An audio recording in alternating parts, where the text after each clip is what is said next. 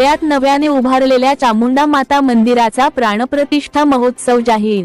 धुळे शहरात चामुंडा माता नगर हत्तीडोहच्या पुढे येथे आदिशक्ती कुलस्वामिनी चामुंडा माता मंदिराची स्थापना करण्यात आली आहे। या मंदिरात भव्य प्राणप्रतिष्ठा सोहळा आयोजित करण्यात आला असल्याची माहिती आज पत्रकार परिषदेत देण्यात आली। यावेळी चामुंडा माता धर्मदाय ट्रस्टचे अध्यक्ष पंढरीनाथ बडगुजर यांनी माहिती दिली। दिनांक 2 जुलै 2026 रोजी सकाळी 8:30 वाजता शोभायात्रा निघणार आहे। सदर शोभायात्रा वीर शिवमणी महाराणा प्रताप चौक स्वस्तिक टॉकीज जवळ येथून सुरू होईल। 3 जुलै रोजी सकाळी 9 वाजेपासून प्राथमिक संकल्पना प्रथम संकल्प असे विविध कार्यक्रम होतील। 4 जुलै रोजी सकाळी 9 पासून न्यास पदाय हवन, मुख्य देवता हवन, नवग्रह रुद्रपूजन असे विविध कार्यक्रम होतील। दिनांक 5 जुलै रोजी रोहित सर मोतीची प्राणप्रतिष्ठा होईल। चामुंडा माता धर्मदाय ट्रस्ट ही संस्था धर्मराय कार्यालयात रजिस्टर केलेली आहे।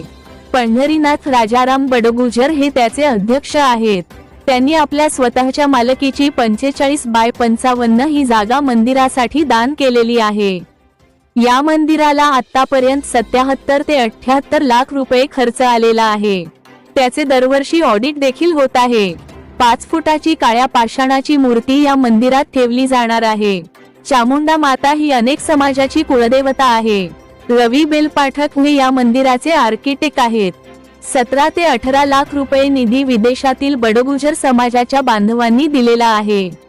या श्री चामुंडा माता धर्मदाय माता ट्रस्टचे श्री गुलाब वसंत बडगुजर, उपाध्यक्ष मनोहर बन्सीलाल बडगुजर, संजीव पंडित बडगुजर हे उपाध्यक्ष आहेत, तर राजू जगन्नाथ बडगुजर सचिव, गोकुळ हिम्मत बडगुजर सहसचिव, विनायक भास्कर बडगुजर खजिनदार, सुधाकर भास्कर सहसचिव, सतीश वामन बडगुजर सह खजिनदार, तसेच मनोज चव्हाण, राजेंद्र बडगुजर, लक्ष्मण धनराज बडगुजर, प्रशांत बडगुजर, भूपेश बडगुजर, सुनील बडगुजर, यशवंत चव्हाण, प्रदीप चव्हाण, महेश पवार, किरणचंद्र साळुंखे, संतोष बडगुजर, हेमराज साळुंखे हे विश्वस्त आहेत।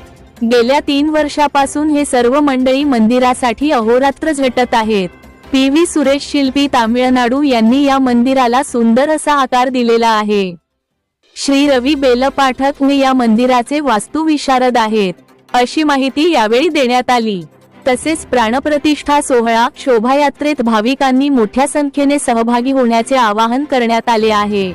ट्रस्टच्या वतीने पत्रकार बांधव आणि सर्व समाज बांधवांना विनंती केली होती आणि जो आता प्राणप्रतिष्ठा सोहळा लवकरच संपन्न होते सर्वांच्या सहभागाने सहकार्याने, त्या दृष्टिकोनातून उद्या सकाळी 10 वाजता रविवार इथं मंदिराच्या परिसरात 50 फूट त्रिशूळचा मा चामुंडा त्रिशूळ तीर्थस्थळाचा अनावरण सोहळा संपन्न होते। माननीय अनुप भैया अग्रवाल शहराचे आमदार आणि मठाधिपती स्वामीनारायणचे आनंद जीवन स्वामी यांच्या उपस्थितीत आणि समाज बांधवांच्या उपस्थितीत सर्वांनी उपस्थित राहा अशी मी विनंती करतो सर्वांना।